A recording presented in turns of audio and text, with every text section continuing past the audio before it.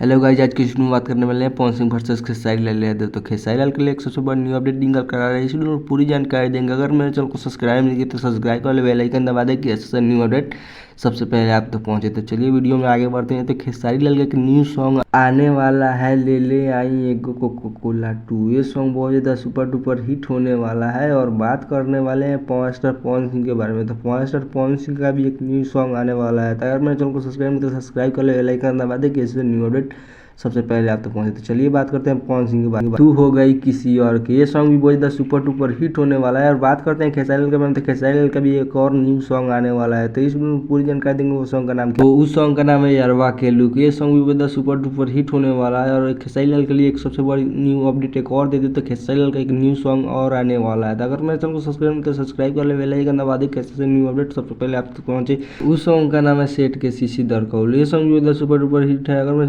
Channel को subscribe कर ले और बेल आइकन दबा दे कि ऐसे न्यू अपडेट सबसे पहले आप तक पहुंचे। तो कमेंट में जरूर बताइएगा कि ये वीडियो आप लोगों को कैसे लगा। तो मिलते हैं न्यू अपडेट के साथ, तब तक इतना है।